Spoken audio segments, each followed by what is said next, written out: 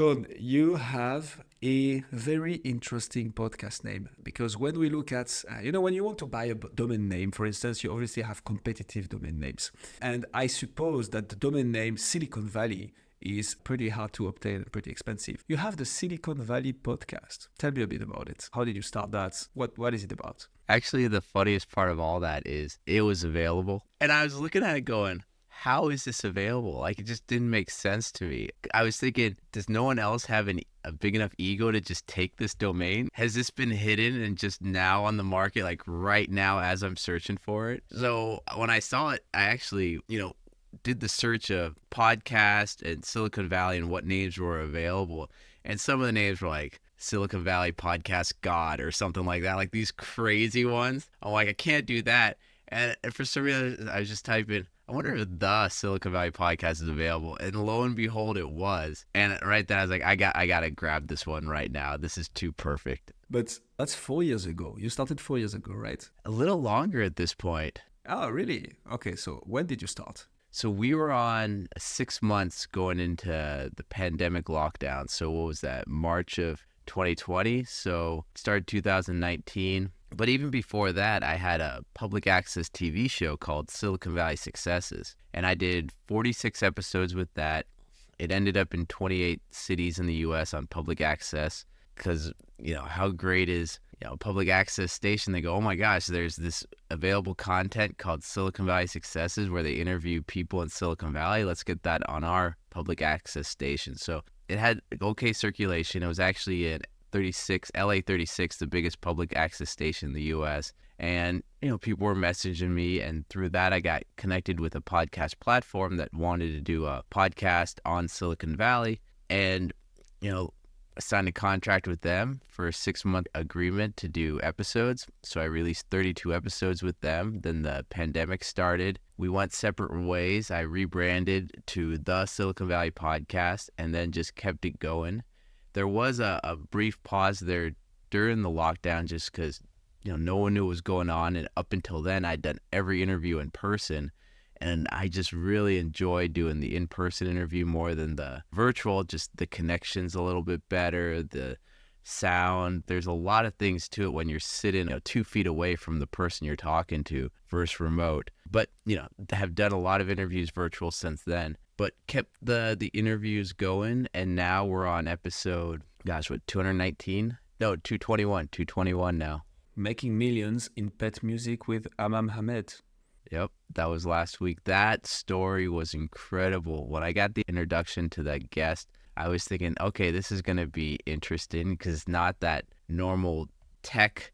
I have an idea using these algorithms or this cutting edge technology or whatever it was. Wait, you're telling me an entrepreneur that had a successful exit making pet music? Yeah, it's this guy. You got to hear his story. It's incredible. Like, I'll meet the guy, but I don't think he's going to be on my podcast. And then, 5-10 minutes of my conversation was me going, hey, you got to be on my podcast. Please come. Wait, so pet music, so maybe it's my English level here. Pet music is what, like small music, or is it music for pets? Music for pets. So his YouTube channel, when he had something like in every 28 days had 128 years of content being downloaded. So that, just think of the number of hours, the number of downloads. And what was very interesting, and I didn't get this at first, but in the episode he explains, he owned all the content. So all the music is like relaxing music for pets or that, but he owned the content. So he actually had created his own music studio, his own music library, his own that could be taken and packaged and then resold or reused in so many different ways, from dog food commercials to this to that, you name it, it's his content. And so he packaged that and then he sold that to a music studio, and now that studio has a pet music division. So thinking of it that way, it makes sense, but even he didn't know what he was building, right? Like when you think about it, it was, I'm going to put some stuff up and I'll make some money off the YouTube ads and that. And, oh, wow, we're getting some traction. We're getting a lot of downloads. We're getting a following. Now you have all these subscribers and everything you can do with subscribers. And it just kept getting bigger and bigger and bigger. And then he had a very successful exit. Exact number, undisclosed, wouldn't say, but it according to my research and the newspaper articles I read about him, it was very healthy. Not too bad. So I had no idea this thing existed. So I just Googled or YouTubed, however we say that, pet music. And you have some videos with like 50 million views, 479 million views, 479K views, sorry. Still, that's massive. It's some of those videos, look at them. They're like 12 hours long. Of just imagine putting that in the background with your dog, just leaving it on for an entire day. Are dogs relaxing, you think, when they listen to this? I mean, I hope. On the website, it shows dogs, going up to the computer monitor, listening and falling asleep. So the guy is good. I'll put the link in the description. That's a funny one. So, Shawn, when you rebranded the Silicon Valley podcast, I mean, I can't help but think about the Facebook versus just Facebook. So why the Silicon Valley podcast and not simply Silicon Valley podcast? Was this one not available? Actually, that's true. It wasn't. So I would have taken that one in a heartbeat, but I'm not sure how many thousands of dollars the domain name wanted. And I looked at it going, okay, so I got this like $12 one or, whatever, 20K or something like that, ridiculous for the word the.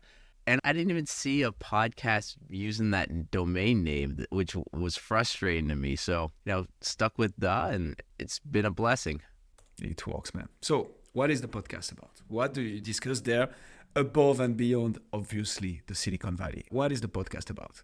Well, the origin of the story kind of came about two ways. One, I was helping a lot of companies from overseas set up operations in Silicon Valley and vice versa. And I was having similar conversations all the time. And I thought, and this is the origin of the TV show too, of, hey, let me just interview these experts I'm making all these intros to, package it. And then that way, instead of having the same conversation over and over again, I could just go, hey, listen to video 2, listen to video 8, listen to video 17. And if you have questions, we can have a follow-up then. But then I started thinking a little bit more about it and thought, oh my gosh, you could take Silicon Valley, you could package it, all the resources, all the experience here, and create this library that anyone in the world can access. And that's kind of been the goal of the podcast since then, of just, okay, we have these experts here that have taken multiple companies public or multiple acquisitions or invested in these companies, or you don't have this experience anywhere else in the world. Yeah, other places in the world, they do have tech hubs, but they're younger, where people are having their first exit, or maybe their second at this point. It's not 40, 50 years, second, third generation of VCs in a family or that. That's no place else. And so when I started making these recordings and sending it out, I would get, or I still am, I'm getting these people from the most random parts of the world going, Shawn, I listened to your podcast.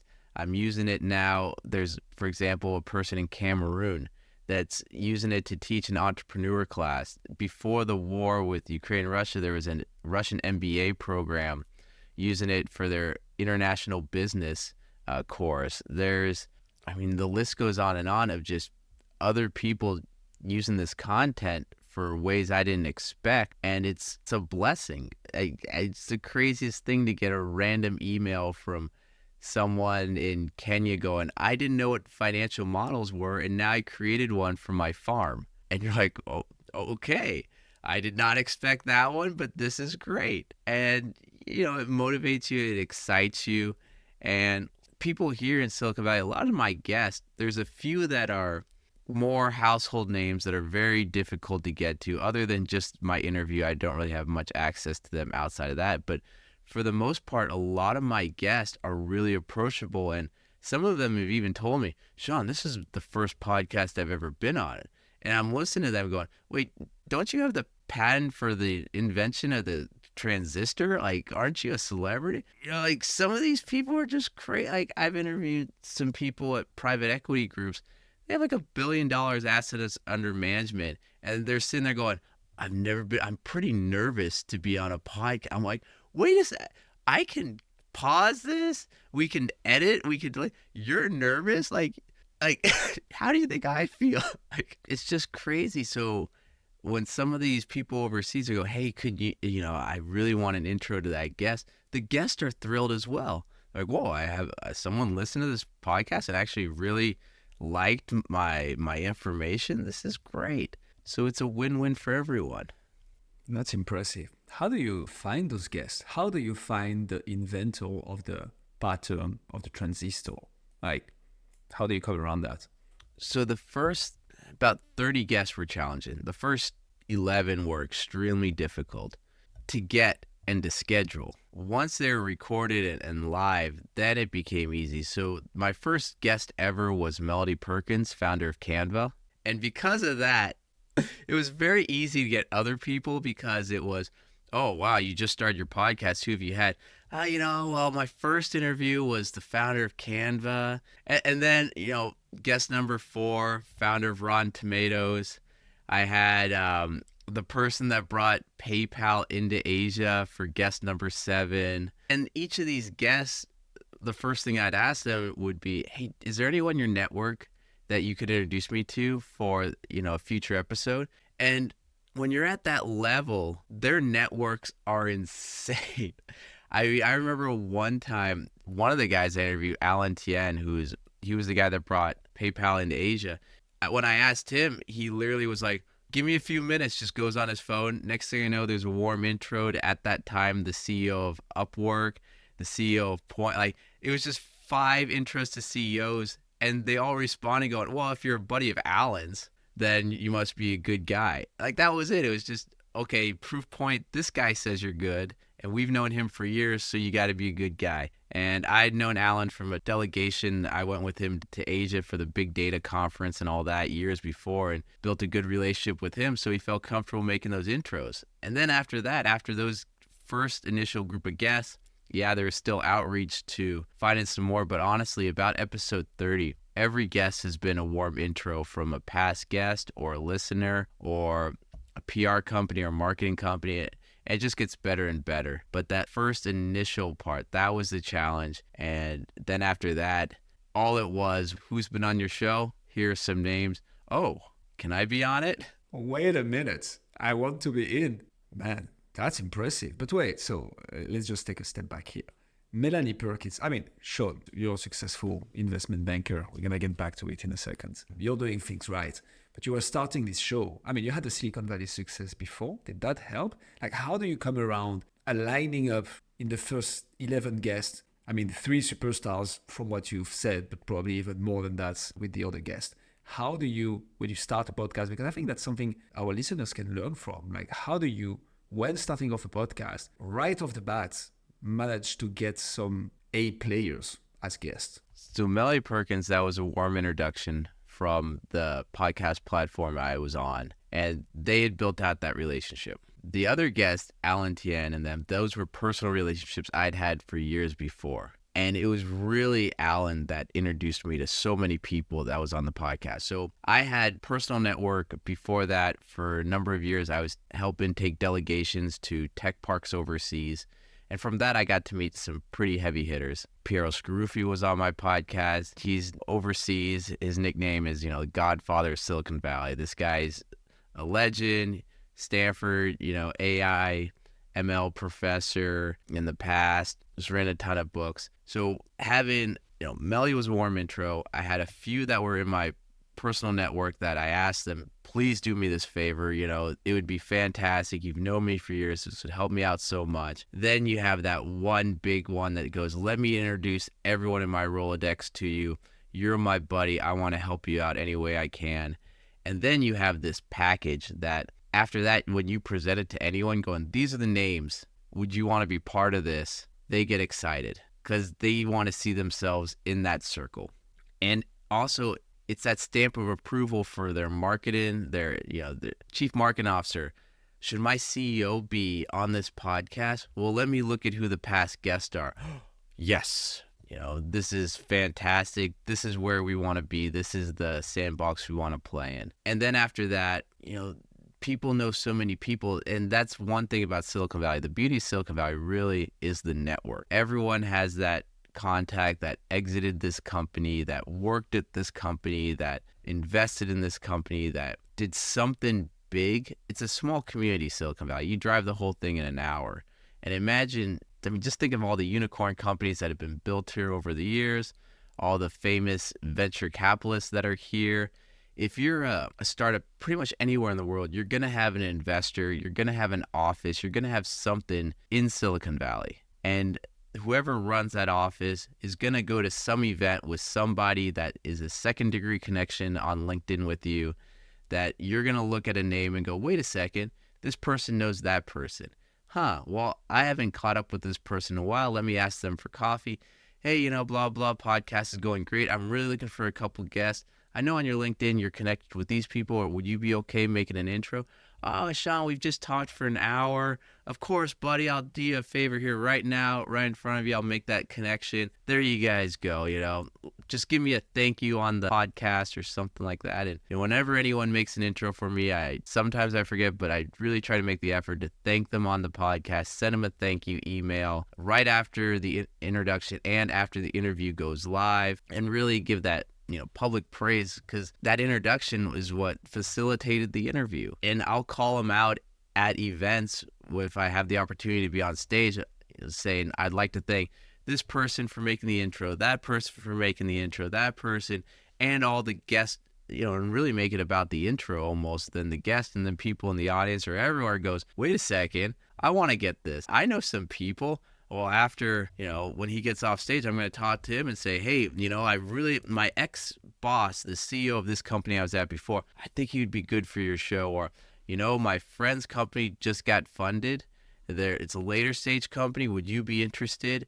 And maybe if not him, maybe some of the investors in it. And people start thinking about who in their networks. And it's, like I said, small community that you do right by one person. They want to help you out and introduce you to others. And then when they're comfortable, they introduce you to others. And I really also try to build the relationship with the guest. So I'm not sure if you want me to go into detail, but I got a pretty good perfect. So my process is I want that person to feel they know, like, and trust me before the interview and after the interview.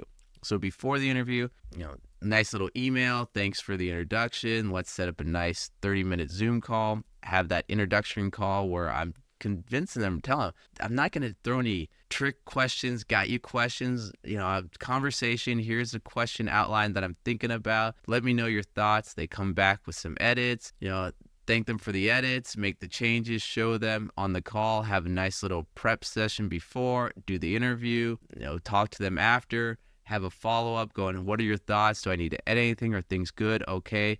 Once again, just for them to go, okay, I can trust this guy. He's not edited in some way that it's going to make me look bad. Interview comes out, share the links with them, thank them, try to set up a meeting for a coffee follow-up or something. Just all these touch points. And some of these people, you might go, man, they must be very difficult to get a hold of, but they're difficult to get a hold of because everyone wants their time. But once you're in that trust circle, you'd be amazed how approachable some of these people are and how they'll just block off their calendar just for a catch-up call with you, just because you don't really have an agenda other than just catching up because the last conversation was so good. And by having a podcast, a lot of people are in this community that I work in, they're really curious what I'm hearing, because they're thinking, well, Shawn's having these conversations with all these VIPs, he must be listening to the most cutting edge things that people are working on, talking about. Well, I'm curious. So, let's have a catch up call with Shawn just to see what he's hearing. And, the opportunities then arise so that not only do I have them as my guests, but I've built some pretty good relationships with some of my past guests. And then once again, during those follow up, maybe second or third meeting with them, hey, Shawn, I got this buddy. He wants to do some marketing for a book he's coming out with. Would he be okay on your podcast?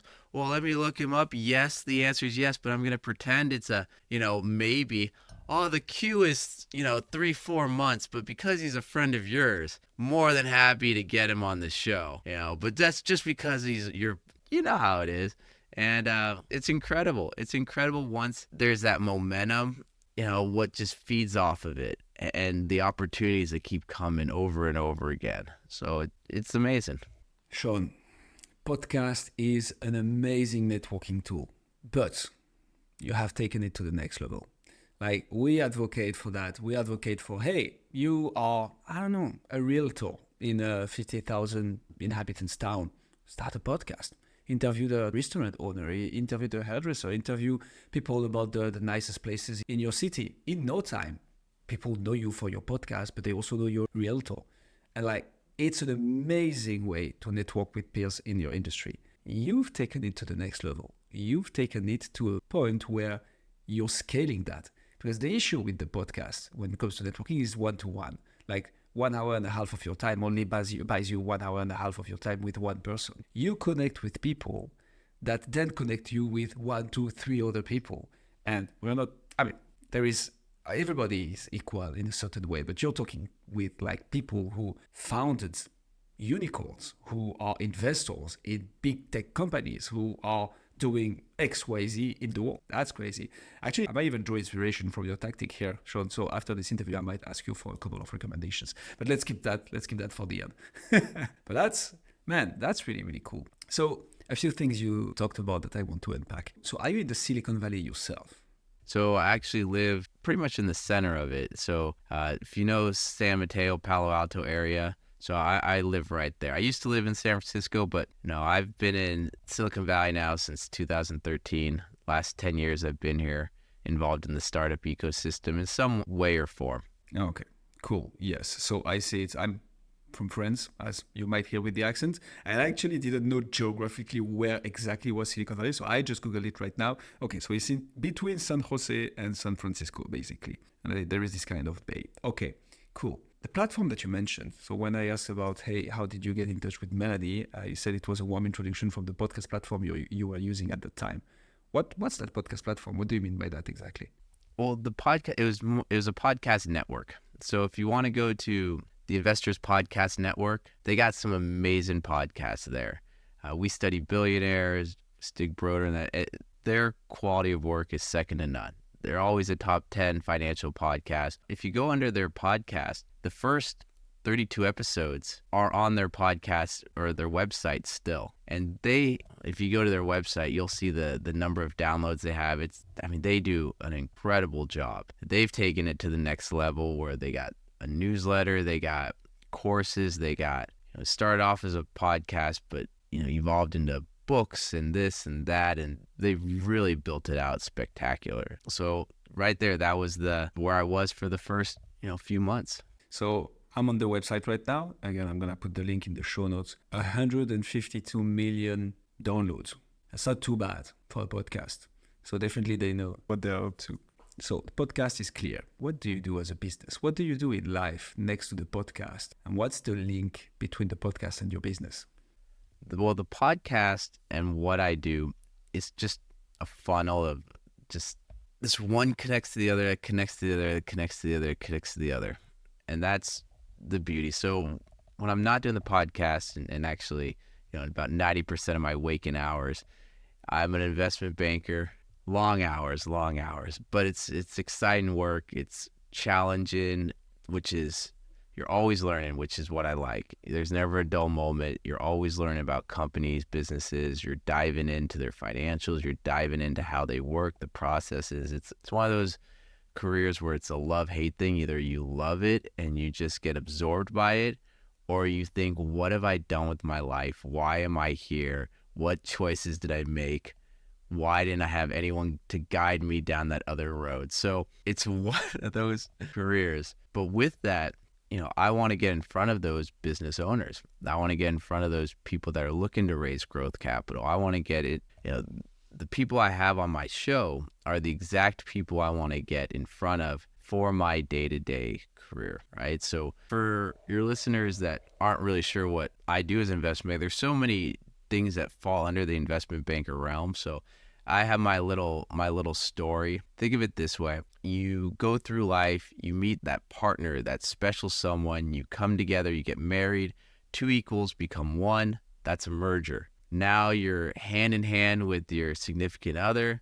You're walking in the park and you see a little puppy and you go, oh my gosh, if I brought this puppy into our house, there'd be so much more love. The house would be so much bigger. So you acquire that puppy through an acquisition. So that puppy, it needs to go from this little puppy to this big dog. It needs food, it needs shots, it needs a paid for subscription for pet music. But all that money it needs, well, it needs growth capital. And then, you got this big family now, and this dog has, it's a big dog now. It's listened to pet music for 4 or 5 years. Now it's, and it even was listening to some when the neighbor's pet started walking by the front yard, and lo and behold, now there's all these puppies everywhere. And the neighbor says, oh my gosh, I want to buy one of these puppies. So through a divestiture, you sell one of these puppies to this neighbor. So all those transactions that happen in life, that's what I do with businesses all day long. And I focus on that middle market, lower middle market, middle market. Companies can be global. They can be in any sector. We're sector agnostic at the investment bank I'm with. For us, it's more that deal size that we focus on, but that's what I do all day long. So imagine me being able to sit down with all these business owners, these investors, these decision makers, and some of them are on my podcast, some of them aren't, but it's a great way to open up doors. It's a great way to get warm introductions to decision makers because, once again, no one says no to a podcast. They might say no to meeting an investment banker, but it could be like, oh yeah, it was my mom's funeral right now, but to be on a podcast? Oh yeah, of course. I'll go to that first. That's way more important. It's just crazy how people open up their calendars for a podcast. What would I rather do? Sit down for coffee and kind of get to know someone, or interview them on a podcast and then have this piece of content that they're on, that bonding, that that person has that connection pretty much forever, it seems. I mean, they remember that time, the conversation. It's a big deal for a lot of people. So now the investment banking feeds into the podcast feeds into the investment banking, and everything else I do, it's just this circle. I mean, for example, way back when I got to interview Steve Snyder, he was the founder of Zap Electric. He had raised $1 billion for them. The company didn't succeed, but when you raise $1 billion, you impress some people, let's just say. Well, I interviewed him, and afterwards said, hey, let's grab lunch. The lunch thought it was going to be 45 minutes. We ended up talking for 4 hours because he had gone to China and had all these China stories, and I'd lived in China for almost 5 years. And it's very rare to meet someone that has that same life experience where you're saying, no, this is the craziest story. No. I can top that. Here's a crazier story. Oh, wait, I just remembered this other story you're not going to believe. Oh, I believe it. Most people that have not lived overseas for that long, when you tell them a story, they go, nah, that didn't happen. And you're like, no, it did. And then someone that's been through that, like, I believe that because I experienced something similar. So we got along. We stayed in contact, and now he's got a new project. He's the CEO of Homes for the Homeless, and I mean, they're doing some incredible things right now. And, he asked me if I want to be involved with it. And that's just because of this relationship that was fostered based on an interview that happened. And that interview was a warm introduction from actually a previous guest. So you never know where things will take you. That's the craziest part. I mean, yes, this goes to it, that saying it's all in the follow-up and keeping those relationships alive and warm, and you have to. But at the same time, once you put in that initial investment to get to know the person, the follow-up's easy. Just, hey, what are you up to? Oh, I'm doing this. No way, let's catch up. There. Simple.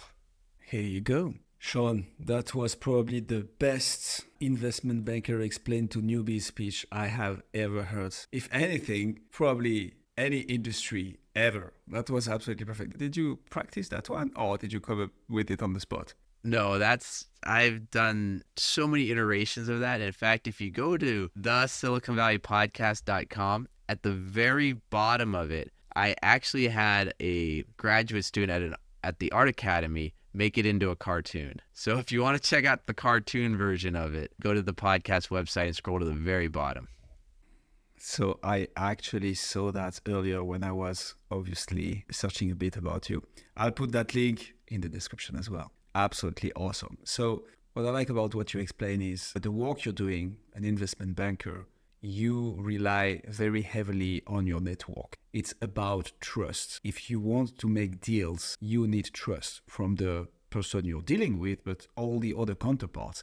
And as an investment banker, you also become the person people go through to make deals. And for that, you need trust and network. I love how that fits perfectly into the podcast, Now, the angle that you've taken is with the Silicon Valley podcast, you talk about all things, not just investment banking. Was that deliberate, or how did you imagine strategize, if any? Maybe not, maybe you're just like, let's go with the flow. But how did you say, okay, my job is this. I see the interest of networking like that, as you said. Everybody's available for a podcast. It's crazy, but it's good as well because, yeah, people like to chat, people like to build that connection. How do you come up with the Silicon Valley podcast strategy as an investment banker?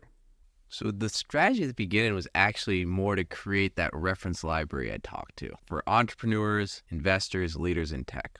And I didn't think it was going to carry over as much as it did. I just thought, okay, I'm going to focus on Silicon Valley where all my guests will have some relationship with Silicon Valley. I'll meet these people. And at first I thought Silicon Valley over here, this will be the podcast. It's going to be something fun. I'm going to enjoy because I'm going to have a lot of these great conversations where at first I was just thinking, because going back to the TV show, one thing I loved about that was I get to ask experts questions. So if I'm curious on a topic, what are the odds? 2 weeks from now, that guest is going to be that expert in that subject. And so I was using it originally almost as having, finding mentors out there. In fact, one of my interviews, Maya Tusing, she used to manage something like 200 billion at BlackRock. So I always call her my mentor in a joking way. We've built this great relationship over the years. And, she worked at 3 of the Fortune 10 companies sometime in her career. Like her background is insane. And where's it going with this?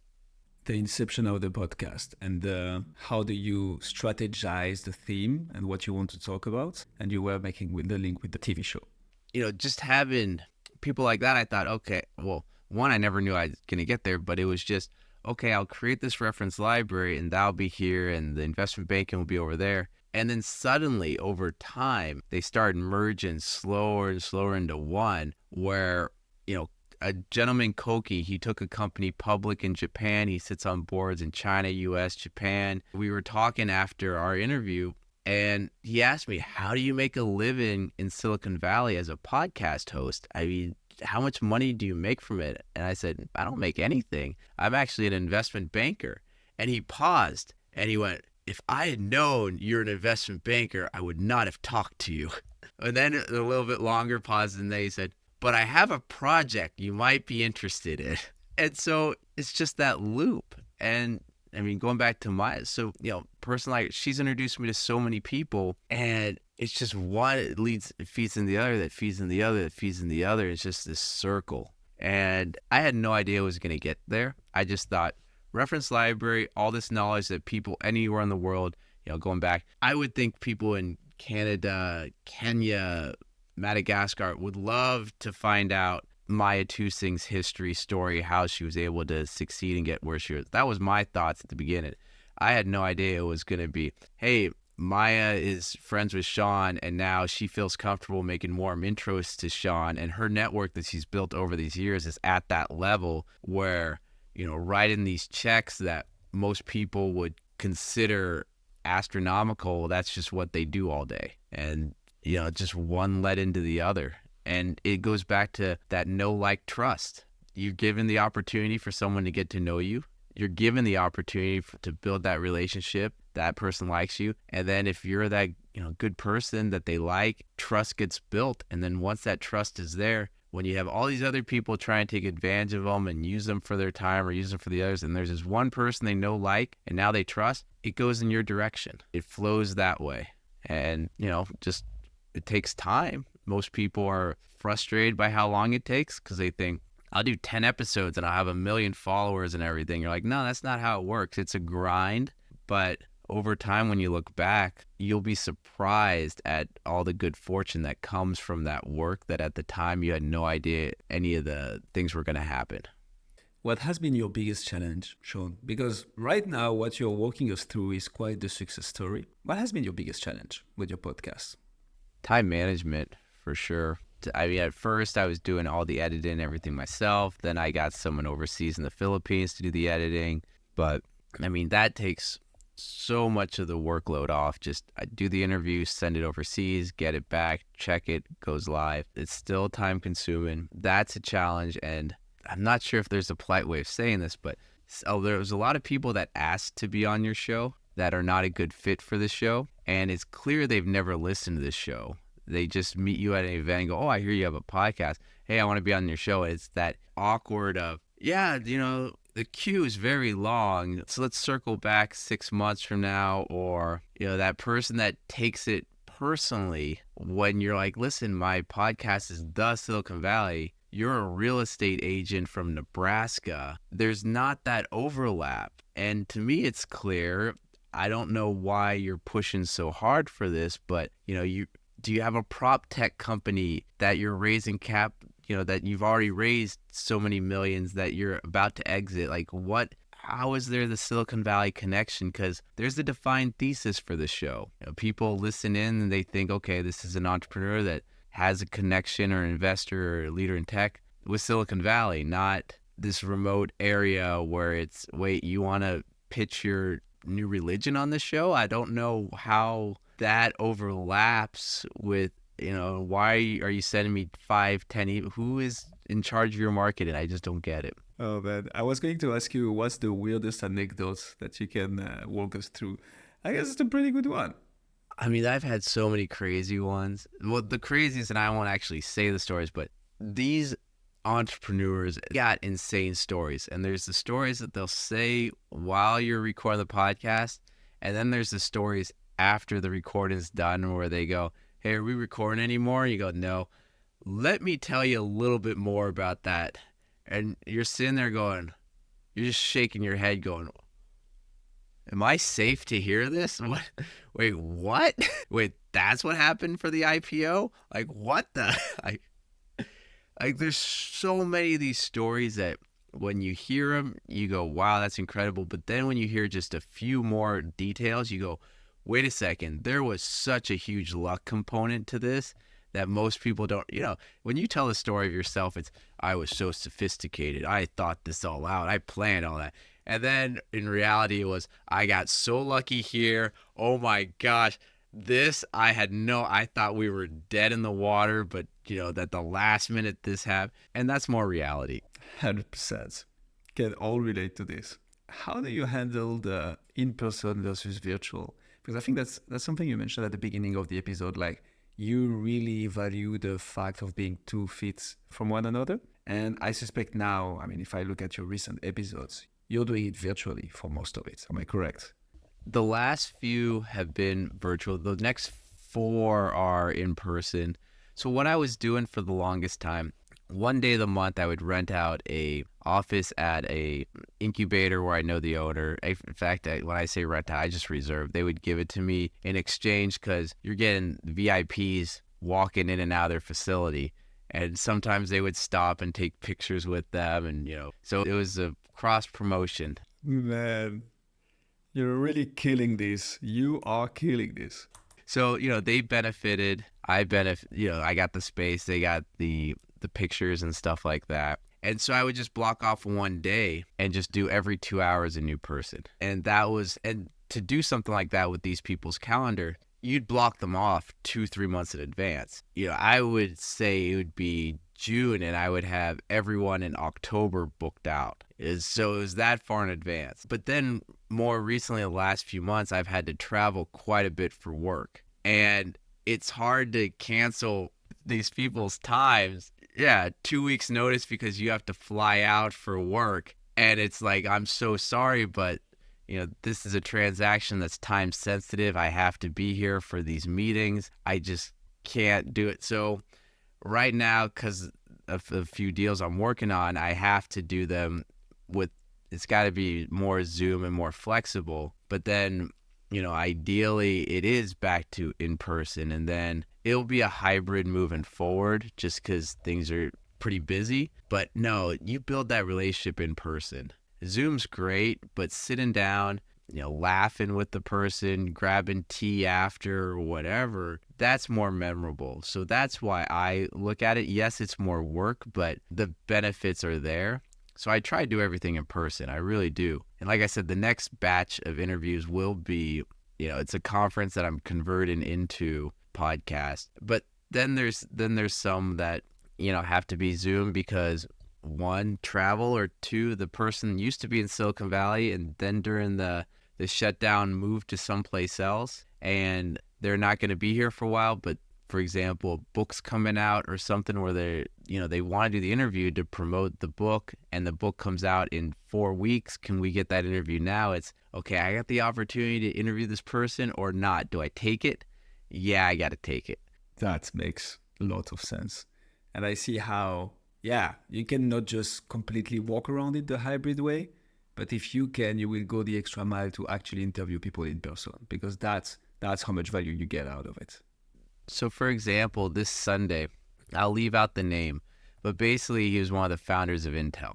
Well, I mean, he's not like the first one or two, but in that first batch. And, he's got the mansion up, it's going to be a 2-hour drive to get to his home.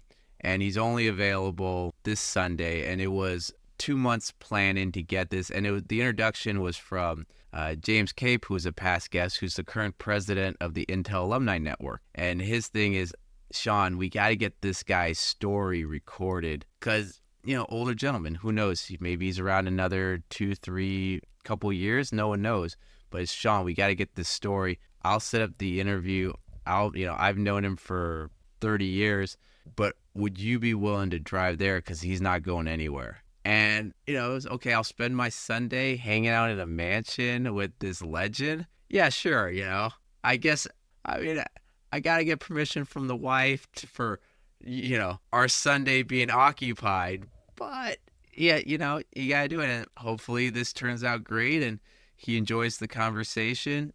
Maybe he then introduces me to some of the people in his network or says, hey, this other person would be great for your podcast, or, it just snowballs from there. But the opportunity came about from an interview with, as funny as it sounds, James Cape, who's the current president of Intel Alumni. And that interview came from, who was the Jeep Klein and who was the first VC in Thailand, who was an ex-Intel person. And that came from an interview with John McNulty, who was a top person at Intel, and that came from a warm introduction. So it's like one snowball after the other, just one warm intro, and all these guests keep lining up because the first one was happy, introduced me to someone in their network, that person was happy, introduced me to someone in their network, that person was happy, and now we're, like I said, 2-hour drive, hanging out in a mansion with a legend, and gonna hear some amazing stories.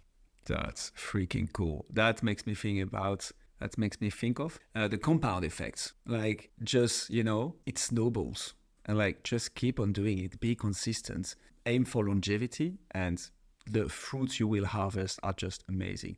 How long did it take you actually, Shawn, to really see that kind of compound that you're like, okay, guys, I'm really getting in front of people that I'm starting to understand the person, so maybe not never dreamt of, but thought like, okay, it will be hard to get in front of this kind of people. As of when did the podcast bring that kind of fruits to you? It was about episode 50. Because before that, episode 30, all the guests after that were warm intros, but still there was effort. Like the first 30 was me, a lot of emails, a lot of please make an intro. Is there anyone in your network? Please help out, please help out, please help out. Then I'd say episode 30 to 50 was, all right, thank you for that warm intro. But then after episode 50, I'm not sure if I got on all these marketing companies or PR list or something like that, but it was around that when I started to get these just random companies, PR companies reaching out to me going, hey, we have a client. We think they'd be a great fit for your podcast. And because of that, past guest, some listeners, after that, now I'd say I take one for every 3 or 4 intros that come in, and they're all quality intros. Like they're all spectacular. Some people, personalities might not fit the show. Like I really try to interview the people that on the initial screening call, I get this great feeling of, hey, we're going to be buddies past this episode. Like that's what I'm looking for on that screen. And there's some people that, had very successful careers, maybe, top first 40 employee of Facebook or something like that you have that call and you go, wait a second, this person thinks they're a little bit above everyone. I'm not sure if I would even talk to this person outside the pod. and you don't do the interview, and these people are so busy they don't even notice. And their marketer is not going to tell them the truth. You'll just say to the marketer, yeah, it wasn't a personality, it's just it wasn't a fit for the show, but super nice person, just personalities weren't there. The interview, I just kind of feel the conversation wouldn't be fluid, and I want to put the person in the best light, so it's probably just not a good fit. Everyone's happy, no big deal. But yeah, no, now I'd say after episode 50, it was really just these inbound requests of so-and-so is my client. He's got a book coming out. So-and-so is on a speaking tour. So-and-so is coming to Silicon Valley for this reason. Would you be interested in meeting? And past guest happy. Yeah, it was episode, I'll just say 50. The compound effect of that. That's when I noticed, wow, even though this is a lot of hours, could I ever stop it? Yeah, I've thought of pivoting. I've thought of doing a mergers and acquisition focused podcast. I've thought of doing the investment banking podcast. I've thought about shifting it over to what I do all day long. But some reason people get all excited when they're like, I'm on the Silicon Valley. That Silicon Valley, that mystery, the aura behind it resonates with them so much more than mergers and acquisitions. Oh, that's boring. So maybe I've thought about, I think it's awesome. Like I've thought about doing a second podcast, but then it's bandwidth and time. But now having some forum where you're interviewing and talking to people, it's incredible. You get in front of people that you normally wouldn't. You get to, gosh, I can't even tell you some of these conversations I have with people. I feel I should be paying them for a consultant hour. Because really it's like, wait a second. Like one of the guys, Adam Coffey, he's written a couple best-selling books, Private Equity Playbook, Build Your Empire. And the guy did something like 30 plus acquisitions, something like 50 or 5 billion in market value over his career as a CEO. And, he's charging 7 figures for these weekend master, groups that he runs. And I'm getting an hour of his time to ask any question I want. And I'm looking at it going like, how much would he charge a normal person for what I'm doing right now? This just doesn't make sense. But it's because of, going back to that compounding it. So could I ever give up this podcast? I don't know. I'm able to have this plethora of mentors, advisors out there answering questions for me on topics I'm interested in. And I'm seeing, okay, how did they get there? How can I get there one day? And I really think we all need mentors in our lives. I really think if you want to keep growing and get to where you want, to find that person that's a few steps above you, find that person that's many steps above you, find that person that's, at that ultimate goal, and just ask all of them questions and help you progress. So that's actually another thing that I use the podcast for, is just the personal development. Really it is. It's incredible. I have a question on this topic. I really want to dive deep into quality of earnings because as an investment banker, I really think I should know more about this. I'll get Elliot, who is an expert, and have him on the show. Man, it's such a door opener, and I love it. Can't recommend not to start another podcast, but you seem to be on something quite big here. And man, Shawn, just to add to that aura effect, I'm having the guy from the Silicon Valley podcast on my podcast. Boom! How much is that for a name drop? Crazy. Don't forget, you're also going to get some of my past guests, because after, if you want an intro to the pet guy, Aman he's a cool guy. I'm more than happy to make an intro to him, and there's other guests that you might want to talk to. So, yeah. Oh boy. Now it's said. Let's definitely keep that one. Shawn, 3 advice for podcasters. Anybody wanting to start a podcast, what we focus on is B2B podcasts. Obviously, people that have a business that want to start a podcast or have a podcast. Marketers who are part of a bigger organization who strongly advocate for podcasts, but struggle to either find budget for it or make it grow or being consistent about it. What are your advice for podcasters out there? 1, don't underestimate the importance of good sound quality. Some podcasts, the background noise, the microphone pops, all this stuff. With AI software now, so much of it can be cleaned up pretty simply. And if not, someone overseas to edit it for you. cost shouldn't be the issue in it. And another thing is people, and this is one area I struggle in, honestly, is taking the content and repurposing it. When you do a podcast interview, you have months of material if you actually want to use it and use it wisely, from short clips to blog posts to transcriptions to creating an ebook from it to, I mean, the list goes on with just one interview from a person, an expert or someone that you want to build that relationship with, work with, or that. And, I do this where I interview and then post it on YouTube and, podcast and kind of leave it at that. Or I know I have so much good content out there that I could be taking these clips and putting them on TikTok and Instagram, all these other platforms and that. So I recommend everyone out there, when you have your podcast, one, think of the sound quality. Two, think of how you can repurpose the content in as many ways. Three, make it about the guest more than yourself. Really build that relationship, really put that person on a pedestal, really, get to know them. Don't underestimate the importance of having your guests comfortable before you start recording. The first 5 minutes for a lot of guests, they're nervous, they're shaking. Have that conversation beforehand, get them comfortable, then have the interview. Yeah, have some questions in advance, but don't have it too scripted. Have that natural conversation, let it flow, let it go down the different paths. Those for me are the most interesting. And follow up with your guest. Don't just end it right then and that's it. Follow up with them. Let them know the interview is going to go live. Tell them when the interview is going to go live. Follow up with them for coffee or a call or that. Build that long-term relationship, and it'll be the greatest lead pipeline you'll ever create. And build communities around it. I've seen so many people use their podcast different ways.